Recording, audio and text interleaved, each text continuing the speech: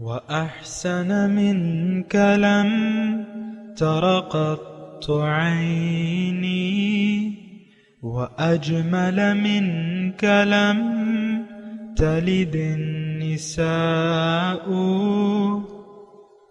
خلقت مبرأ من كل عيب خلقت مبرأ من كل عيب كأنك قد خلقت كما تشاء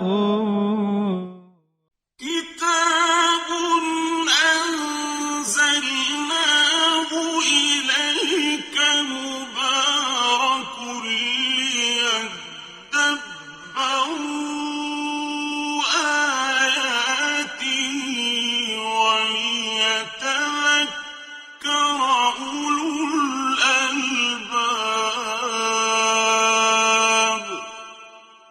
یہ کتاب برکت والی ہے جسے ہم نے آپ کی طرف نازل فرمایا ہے تاکہ دانش مند لوگ اس کی آیتوں میں غور و فکر کریں اور نصیحت حاصل کریں.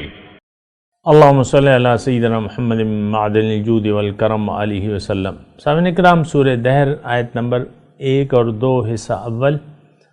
آج کا موضوع انسان کی تخلیق کا کوئی مقصد نہیں ہے. اس کے ساتھ آج کے سبق کا آغاز کرتے ہیں. سب سے پہلے گزشتہ سبق کا اعادہ ہوگا. فلا صدق ولا صلى. تو کتنی بد نصیبی ہے کہ اس نے نہ رسول صلی اللہ علیہ وآلہ وسلم کی باتوں کی تصدیق کی نہ نماز پڑھی، ولكن كذب وتولى. بلکہ وہ جھٹلاتا رہا اور روح گردانی کرتا رہا. ثم ذهب إلى أهله يتمطى. پھر اپنے اہل خانہ کی طرف اکڑ کر چل دیا. أولى لك فأولى. تمہارے لیے مرتے وقت تباہی ہے، پھر قبر میں تباہی ہے. ثم أولى لك فأولى. پھر تمہارے لیے روز قیامت ہلاکت ہے، پھر دوزخ کی ہلاکت ہے. أيحسب الإنسان أن يترك سدى. کیا انسان یہ خیال کرتا ہے کہ اسے بیکار بغیر حساب و کتاب کے چھوڑ دیا جائے گا؟ ألم يك نطفة من مني يمنى. کیا وہ اپنی ابتدا میں منی کا ایک قطرہ نہ تھا جو عورت کے رحم میں ٹپکا دیا جاتا ہے؟ ثم كان علقة فخلق فسوى. پھر وہ رحم میں جال کی طرح جمع ہوا ایک معلق وجود بن گیا. پھر اس نے تمام جسمانی اعضاء کی ابتدائی شکل کو اس وجود میں پیدا فرمایا، پھر اس نے انہیں درست کیا. فجعل منه الزوجين الذكر والأنثى.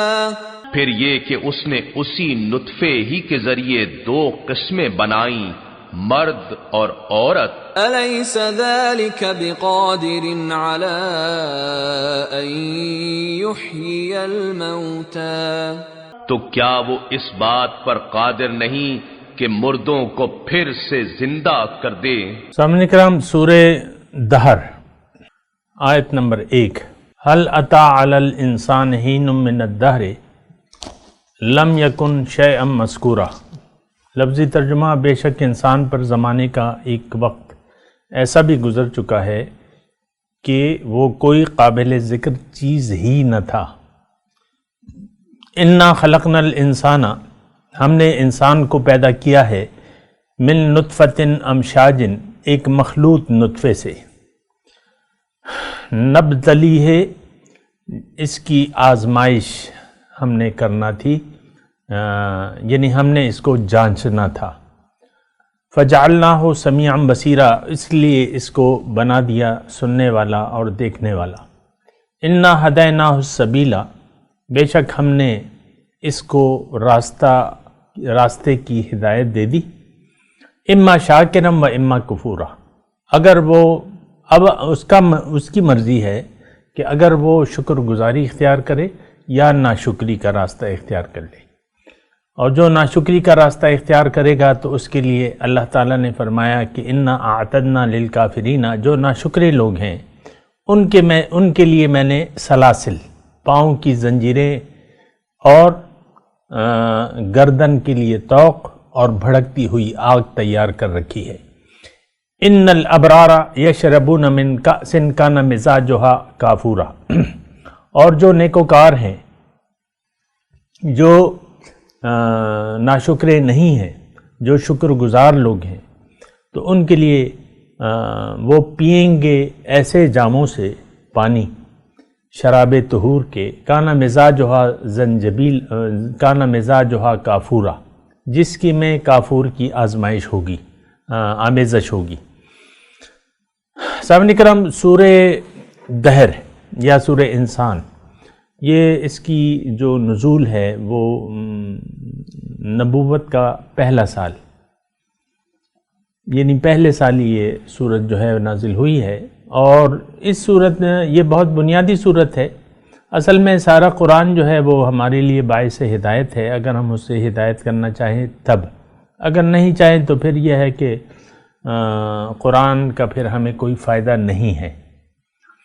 یعنی اگر آپ ہدایت کا اتباع نہیں کرنا چاہتے تو پھر آپ کے لیے قرآن میں کچھ نہیں ہے۔ جیسا کہ آج ہم نے قرآن کو عملی طور پہ ترک کر دیا ہے، اس کی طرف پیٹھ پھیر لی ہے، اس کو ہم کتاب ہدایت نہیں بلکہ کتاب قرات سمجھتے ہیں، کتاب ناظرہ، کتاب تلاوت۔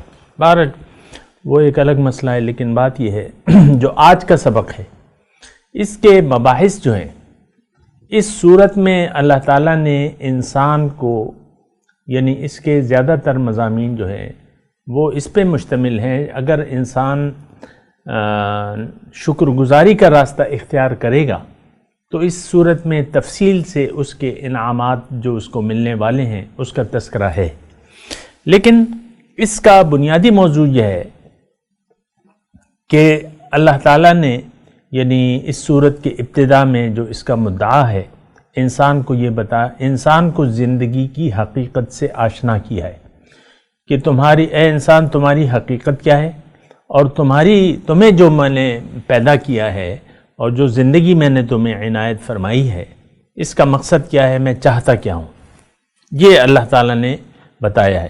پھر اللہ تعالیٰ نے جو میں نے آیات کا ترجمہ آپ کو پڑھ کے سنایا ہے، اس میں سب سے پہلی بات تو یہ تھی کہ انسان کو دعوت فکر دی جا رہی ہے کہ اے انسان، تمہارا وجود ہمیشہ سے نہیں تھا، ایک وقت تھا کہ تمہارا کوئی وجود ہی نہیں تھا، پھر میں نے تمہیں موجود کیا، تخلیق کیا، انسان کو تخلیق کیا، اور اس کا ایک مقصد تھا۔ کس طریقے سے انسان بنا ہے یہ بھی ان آیات میں اس کی وضاحت ہے۔ پھر یہ ہے کہ اللہ تعالیٰ نے انسان کو کامیابی کا راستہ بتانا، اللہ تعالیٰ نے اس میں ان آیات میں یہ فرمایا ہے کہ یہ میری ذمہ داری ہے کہ تمہیں کامیابی کا راستہ میں تمہیں بتاؤں۔ اگر تم زندگی میں شکر گزاری کا راستہ اختیار کر لو گے تو تمہارے لیے پھر کامیابی ہے اور انعامات ہیں، اس کا بھی تفصیل سے تذکرہ ہے، لیکن آگے چل کے ہوگا۔ لیکن اگر تم ناشکری کا رویہ اختیار کرو گے تو پھر تمہارے لیے یعنی تمہارا بہت برا انجام ہوگا۔ یہ ان آیات میں نے مختصر طور پہ آپ کو بتا دیا۔ بہرحال چلتے ہیں اپنے بنیادی مضمون کی طرف شروع سے، اور اللہ تعالیٰ نے انسان کو بتایا کہ هل اتى علی الانسان حین من الدہر لم یکن شیئا مذکورا، انسان پہ ایک وقت وہ بھی تھا کہ اس کا کوئی نام ہی نہیں لیتا تھا، یہ کوئی قابل ذکر چیز ہی نہیں تھا۔ اور اگر ہم اس آیت کو ابتداءً، انسان کی جو ابتدا نہیں ہوئی تھی ابھی، تو اس وقت اس کا کوئی تذکرہ ہی نہیں تھا۔ یہ تو آپ کو اور مجھے اچھی طرح معلوم ہے کہ انسان کی جو تخلیق کی شروعات ہیں وہ چند ہزار سال ہیں، جو بھی ہیں اس کا ہم تحقیق میں نہیں جاتے، لیکن چند ہزار سال ہیں۔ لیکن اس کائنات کی جو شروعات ہیں اس کی جو عمر ہے وہ تو ہزاروں اربوں خربوں سال ہے۔ ابھی انسان کی تخلیق کا آغاز ہوا ہے اور جلد ہی اس کا انجام، یعنی حضور صلی اللہ علیہ وسلم نے فرمایا ہے کہ انا والساعۃ ہاکذا، میرے بعد اب قیامت ہے اور میں ایسے ہوں۔ انا والساعۃ، دو انگلیوں کو ملا کے حضور صلی اللہ علیہ وسلم نے ارشاد فرمایا ہے کہ انا والساعۃ ہاکذا۔ تو بہرحال دیکھیں، انسان کا ابھی آغاز ہوا ہے اور ابھی یہ اپنے انجام کو بھی پہنچ رہی ہے، کیونکہ خاتم النبیین تشریف لے آئے ہیں۔ اب قیامت تک ان کا دور نبوت ہے، اور حضور صلی اللہ علیہ وسلم نے یہ بھی فرمایا تھا کہ میری اب دنیا کی عمر اب اتنی ہے، جیسے عصر کے وقت یہ فرمایا تھا کہ اب جتنا کہ سورج ڈوبنے میں ٹائم باقی ہے۔ تو بہرحال یعنی کم وقت ہے، انسانیت اپنی معراج تک ہے، انسان کا عروج ہو چکا ہے، یعنی یہ اپنے پورے جوبن پر ہے، اور اب اس کو ایسی ہدایت کی ضرورت تھی جو قیامت تک اس کے لیے کافی اور شافی ہوتی، لہٰذا حضور صلی اللہ علیہ وسلم تشریف لائے اور انہوں نے انسان کو وہ ہدایت پہنچائی جو اللہ تعالیٰ کی طرف سے تھی۔ بہرحال مضمون اس صورت کا یہ ہے کہ اے انسان تم اپنے آپ کو کیوں بھول رہے ہو؟ تم اپنی حقیقت پہ سوچو، سمجھو، اپنی کامیابی کے راستے کو تم نے کیوں بھلا دیا ہے، جبکہ میں نے تو تمہیں کامیابی کا راستہ بتا دیا ہے۔ اس صورت کے جو ابتدائی مضامین ہیں وہ یہ ہیں کہ اللہ تعالیٰ ہمیں یہ بتا رہا ہے کہ اے انسان، تم نے اپنے آپ کو بھلا دیا، تم نے اپنی حقیقت کو بھلا دیا۔ اب اس کا نتیجہ کیا ہوگا؟ تمہارا نقصان ہوگا۔ اگر تم نے اپنے آپ کو بھلا کے اور اپنی کامیابی کے راستے کو اختیار نہ کیا جو کہ اللہ تعالیٰ کا بتایا ہوا ہے، انا ہدینا، تو پھر تمہارا انجام جو ہے بہت خراب ہوگا اور تم بہت بڑے نقصان میں پڑ جاؤ گے۔ لہٰذا اس کا یعنی لب لباب ان چند آیات کا جو میں نے آپ کے سامنے پڑھی ہیں، اس کا لب لباب یہ ہے کہ انسان کو اللہ تعالیٰ دعوت فکر دے رہا ہے کہ تم دیکھو، اپنے وجود پر غور کرو۔ ایک وقت تھا کہ تم نہ تھے، ایک وقت ہوگا جب روئے زمین سے تمہارا نام لیوا کوئی نہیں ہوگا، تمہارا وجود مٹ جائے گا، اور ایک وقت ایسا ہوگا کہ میں تمہیں دوبارہ زندہ کروں گا، اور اس وقت تمہیں جزا، اپنے اعمال کی جزا یا سزا کا سامنا کرنا پڑے گا۔ تو بہرحال دیکھیں، ایک بات تو اس میں بالکل واضح طور پہ میں آپ کو کہنا چاہتا ہوں کہ ہم اپنی حقیقت کو بھلا کے زندگی گزار رہے ہیں۔ جس نے اپنے اس کی وجہ کیا ہے کہ اپنے آپ کو ہم نے بھلا دیا ہے؟ اس کی وجہ کیا ہے؟ دراصل اس کی وجہ یہ ہے کہ ہم اپنے آقا، خالق، مالک یعنی اللہ تعالیٰ کو بھلا چکے ہیں، یعنی اس کے بارے میں غور ہی نہیں کرتے کہ مجھے کس نے پیدا کیا ہے اور کیوں پیدا کیا ہے۔ یہ دو بنیادی اہم سوالات ہیں کہ آپ اپنے آپ کو پہچانیں، میں کون ہوں، میں کیوں آیا ہوں اس دنیا میں، اور میں نے کیا کرنا ہے۔ یہ وہ سوالات ہیں جو ہم نہیں کرتے اپنے، یعنی دیکھیں ہمارے پاس یہ سوال کرنے کی وجہ بھی موجود ہے کہ فجعلناہ سمیعا بصیرا، ہمارے پاس عقل ہے، عقل کے وہ ذرائع ہیں ہمارے پاس۔ دیکھیں انسان کے پاس عقل ہے، اور آپ دیکھیں اپنی اور دیگر مخلوقات کے درمیان رہن سہن اور کھانے پینے کا آپ دیکھ لیں فرق، یا آپ کے اللہ تعالیٰ نے جو آپ کو عقل دی ہے تو دنیاوی طور پر آپ نے ترقی کے نام پر کیا کیا چیزیں کی ہیں، اگرچہ وہ ترقی نہیں ہے آپ کی، حقیقی ترقی تو روح کی ترقی ہوتی ہے، یہ بات نوٹ کر لیں۔ یہ جو بھی ترقی ہے یہ ترقی اسے ہم نہیں کہہ سکتے، لیکن کچھ ایجادات ہیں۔ بہرحال یہ میں اس میں یہ کہہ رہا ہوں کہ انسان اپنی عقل کو استعمال کر کے ظاہری فوائد بھی حاصل کر سکتا ہے اور باطنی فوائد سے بھی یہ بہرور ہو سکتا ہے۔ لیکن افسوس کی بات یہ ہے کہ یہ باطن سے کے بارے میں جاننا بھی نہیں جاتا، اور باطن کے بارے میں علم کا دینا تو اللہ تعالیٰ کی ذمہ داری تھی. ان علینا للہدیٰ وہدیناہ النجدین انا ہدیناہ السبیل. یہ آج کی جو ہے یعنی باطن کی جو ہماری باطنی ضروریات ہے یا جو باطنی علم ہے، ظاہر ہے کہ وہ ہم ظاہری قوا سے نہیں حاصل کر سکتے. اس کے لیے پھر ہمیں رجوع کرنا ہوگا اللہ سے، اللہ کے رسول سے رجوع کرنا ہوگا، جو کہ ہم کرنے کو تیار نہیں ہیں. آپ دیکھیں جس شرمناک طریقے سے ہم نے اللہ کے کلام اور رسول صلی اللہ علیہ وسلم کی سنت کریمہ سے منہ موڑ لیا ہے، بلکہ اس کو اپنی خواہشات کے تابع کر لیا ہے. تو یہ بہت بڑا یعنی ایک غلط رویہ ہے ہمارا. یعنی اس کا ہمیں کوئی فائدہ نہیں ہے بلکہ نقصان ہے. قرآن سے اعراض، اللہ کی یاد کو اپنے دل سے بھلا دینا، رسول صلی اللہ علیہ وسلم سے رابطہ نہ کرنا، اس میں ہمارا سراسر نقصان ہی نقصان ہے. اور وہ نقصان صرف آخرت تک محدود نہیں ہے، وہ نقصان سب سے پہلے آپ کو اس زندگی میں بھی نقصان کا سامنا کرنا پڑے گا.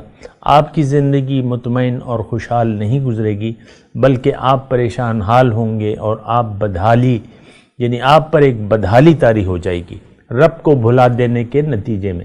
اور یہ قرآن میں لکھا ہے، آپ کو میں بتاتا رہتا ہوں کہ من اعرض عن ذکری فإن له معیشۃ ضنکا، جس نے بھی میری یاد سے منہ موڑ لیا تو اس کی معیشت میں اس پر تنگ کر دوں گا.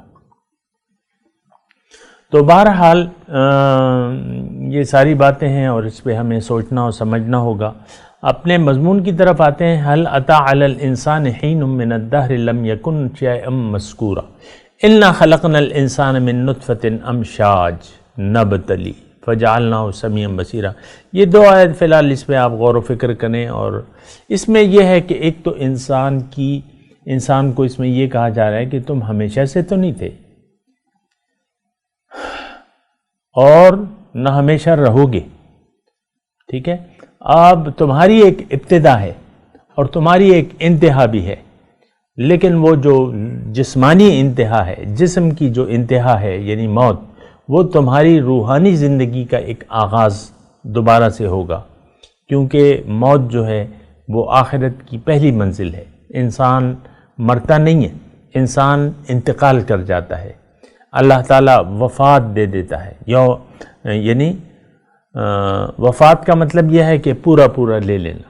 فرشتہ آتا ہے، آپ کی روح کو نکال لیتا ہے اور پھر آپ ایک نئے عالم میں پہنچ جاتے ہیں. اس کو ہم عالم آخرت سے تعبیر کرتے ہیں. تو بہرحال اس میں دیکھیں اصل میں یہ جملے کی ضرورت کیوں پیش آئی، اور یہ یعنی حل عطا یہ جملہ جو ہے گرامر کے حساب سے کیا ایسا نہیں تھا؟ حل عطا علی الانسان حین، کیا انسان پر وہ وقت نہیں آیا تھا زمانے میں سے کہ یہ کوئی قابل ذکر چیز نہیں تھا؟ یعنی یقیناً ایسا تھا. اے انسان تم ایک وقت تھا کہ نہیں تھے، اب موجود ہو،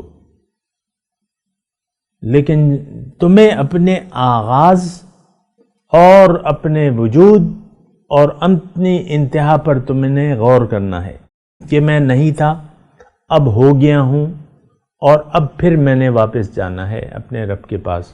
تو یہ دیکھیں اس میں انسان کو پہلی جو آیت ہے کہ دیکھو اے انسان تم تو بڑے مغرور بنے پھرتے ہو، تم نے تو تکبر کی روش اپنا لی ہے، تم نے تو اپنے اللہ کو بھلا دیا ہے، تم نے اپنی کامیابی کے راستے سے اغماس کیا ہوا ہے، منہ موڑا ہوا ہے. تو ایسا تو نہیں ہونا چاہیے. تم اپنی حقیقت کو دیکھو.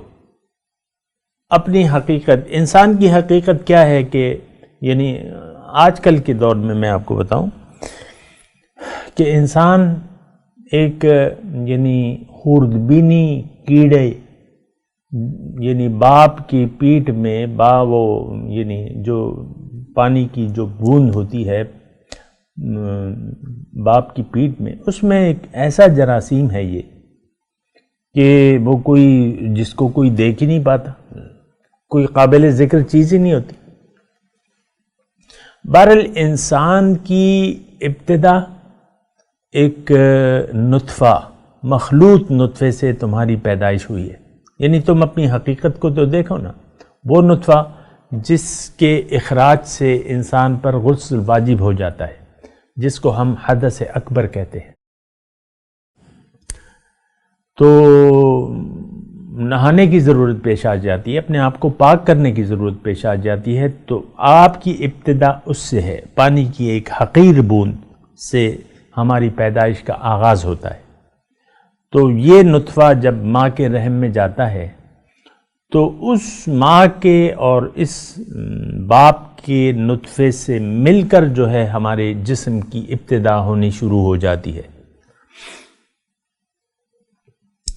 یعنی ماں کے پیٹ میں نطفہ، جو دونوں مخلوط نطفہ یہاں تذکرہ ہے نا، کہ اکیلا مرد کا نطفہ جو ہے وہ کام نہیں کرتا جب تک وہ ماں کے نطفے سے ملے نہیں.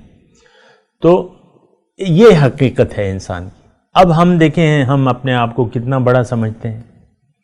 عام طور پہ تو انسان نے ایک متکبرانہ رویہ اختیار کر لیا ہے جس کی کوئی خاص ضرورت نہیں ہے، اور یہ رویہ جو ہے متکبرانہ، اس کو ایک بہت بڑے نقصان سے دوچار ہونے والا ہے اور ہو گیا ہے انسان. آج کے انسان جو ہے اللہ تعالیٰ نے اس کے بارے میں قسم کھائی ہے کہ والعصر ان الانسان لفی خسر، زمانہ گواہ ہے کہ انسان نقصان میں جا رہا ہے، الا الذین آمنوا وعملوا الصالحات. تو انسان اگر اپنی حقیقت پر غور نہ کرے، یہ جملہ ذرا توجہ سے سنیں، انسان اگر اپنی حقیقت پر غور نہ کرے اور اپنی کامیابی کے راستے پر نہ چلے تو پھر یہ نقصان میں ہوگا. تو هل اتى على الانسان حين من الدهر لم يكن شيئا مذكورا. یعنی پہلے تو دیکھیں یہ اصل میں تو کیا ہے کہ ہم نے ایک متکبرانہ رویہ اختیار کر لیا. دوسری جو ہماری روش ہے وہ یہ ہے کہ ہم ایک دھوکے کا شکار ہو گئے. اور تیسری بات یہ ہے کہ ہم نے جو چیز یعنی جس چیز کا کوئی اصل نہیں ہے اس کو ہم نے مقصود بنا لیا ہے. اب دنیا کو اگر کوئی انسان مقصد حیات بنا بھی لے تو دنیا اگر وہ بظاہر اس کو حاصل ہو بھی جائے لیکن وہ اس کے پاس یعنی نہیں رہے گی. جب اس کو قبر میں اتارا جائے گا ہر چیز جو ہے اس سے رہ جائے گی. دنیا تو مقصود ہو ہی نہیں سکتی.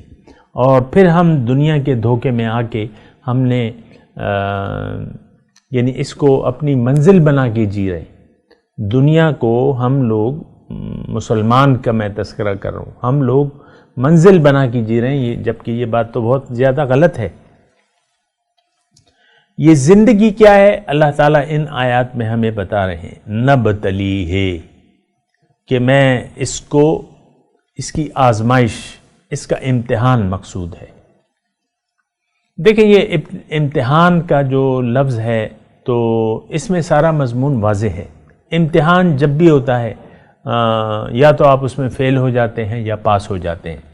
اب یہ ایک ایسا امتحان ہے جس کے اگر آپ اس کو امتحان سمجھ لیں اور اس کے یعنی اس خیال کو مد نظر رکھے کہ میں کمرے امتحان میں ہوں، پھر آپ کو اللہ تعالیٰ نے کامیابی کے یعنی جو سوالات آپ سے پوچھے جا رہے ہیں اس کے جوابات بھی آپ کو دے دیے ہیں.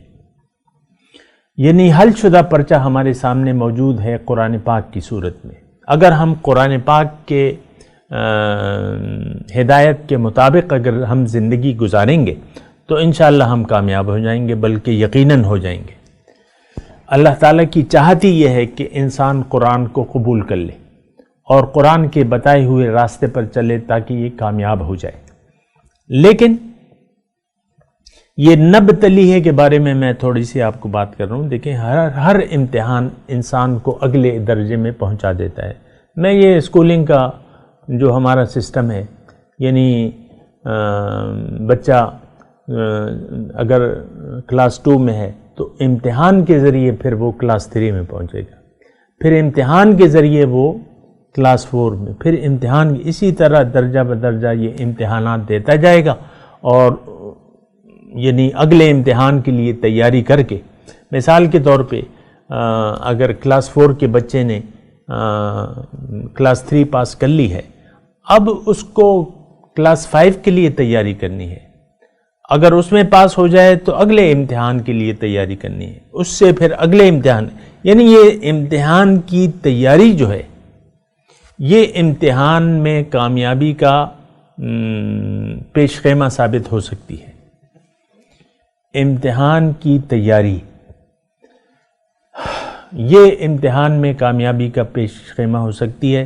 اور اگر بچہ کوئی بھی ہو، سیکنڈ ایئر میں ہو، میٹرک میں ہو، 8 میں ہو، اگر یہ امتحان کی تیاری نہیں کرے گا تو امتحان ہونا تو لازمی ہے. اسکول میں تو عام طور پہ یہ میں آپ کو مثال کے طور پہ دے رہا ہوں، امتحان تو لازمی ہے.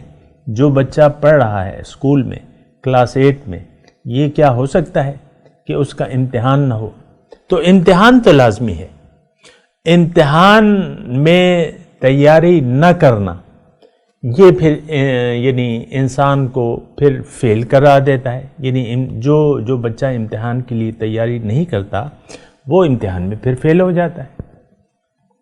اسی طرح یہ اگر یہ کسی بھی امتحان میں، یعنی یہ ایک ایسی یعنی بہت کم درجے کی آسان مثال ہے.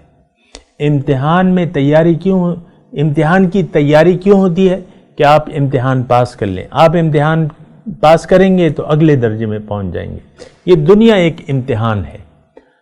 اس میں اس امتحان یعنی دنیا کے امتحان میں اگر کامیاب آپ ہو گئے تو آخرت میں آپ کامیاب ہو جائیں گے. اب دنیا کے امتحان میں آپ نے یہ پاس نہ کیا تو پھر جو ہے آپ آخرت میں فیل ہو جائیں گے. وہاں جو ہے آپ کے لیے کچھ بھی نہیں ہوگا. یعنی آپ اگر امتحان کی اس کو امتحان نہ سمجھے دنیا کو، تو پھر تو آپ یعنی شتر بے مہار کی طرح زندگی گزاریں گے. ابھی ہم نے گزشتہ صورت میں یہ پڑھا تھا نا، سورہ قیامت میں، اَيَحْسَبُ الْإِنسَانُ أَن يُتْرَكَ سُدًى أَلَمْ يَكُن نُطْفَةً مِّن مَّنِيٍّ يُمْنَىٰ، کہ انسان یہ چاہتا ہے، اَيَحْسَبُ الْإِنسَانُ أَن يُتْرَكَ، کیا انسان کا یہ خیال ہے کہ اس کو شتر بے مہار کی طرح چھوڑ دیا جائے گا؟ یعنی اس کی کوئی تعدیب اور اس کی میں تربیت نہیں کروں گا، یا اس کی کامیابی کے لیے کوئی لائحہ عمل اس کو نہیں دوں گا، اس کو آزاد چھوڑ دوں گا. آج کل کا انسان تو آزاد زندگی گزار رہے. یہ معاشرہ جو برائے نام مسلمان ہے یہ تو آزاد زندگی گزار رہا ہے. اس کو کوئی پرواہ نہیں ہے، نہ قبر کی پرواہ ہے، نہ حشر کی پرواہ ہے، اور جنت اور دوزخ پر تو اس کا یقین ہی نہیں ہے. اس کا سارا یقین جو ہے وہ صرف دنیا پر ہے. اس کی ساری توجہ جو ہے وہ دنیا کی کامیابی کے لیے مرکوز ہوئے.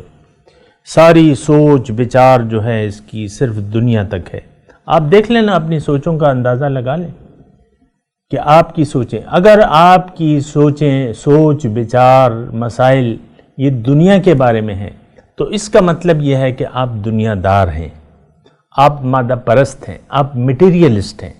لیکن اگر آپ کی سوچ جو ہے وہ اپنی حقیقت کے بارے میں ہو کہ میں کون ہوں، میرا مقصد کیا ہے، آپ اپنے مقصود کو پھر جان لیں، مقصود کے راستے پر اگر آپ چل پڑیں تو پھر اب یہ ہے کہ یہ ایک امتحان آپ نے دینا ہے. امتحان آپ نے دینا ہے، وہ آپ نے گھر میں باہر، اس کے بارے میں ہم بات کریں گے. لیکن یہ ہے کہ میں تلاوت کرتا ہوں، میرے ساتھ دہرائیے. اعوذ باللہ من الشیطان الرجیم، بسم اللہ الرحمن الرحیم. هل أتى على الإنسان حين من الدهر لم يكن شيئا مذكورا.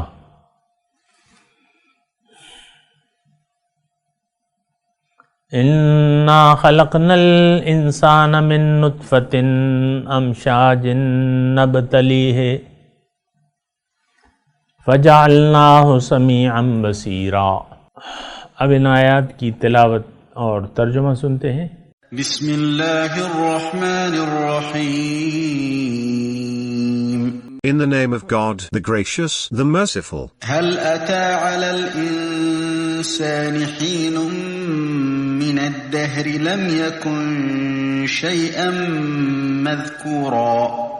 Has there come upon man a period of time when he was nothing to be mentioned? إنا خلقنا الإنسان من نطفة أمشاج نبتليه فجعلناه Samia بصيرا. We created man from a liquid mixture to test him, and we made him hearing and seeing.